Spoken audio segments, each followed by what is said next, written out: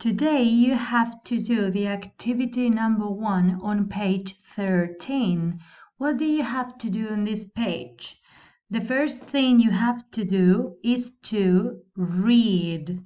Okay?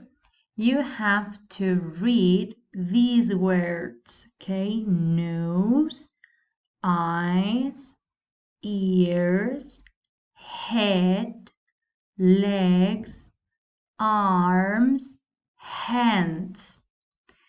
Then, once we have read the words, we have to match. Okay, I have to match the word with a part of the body.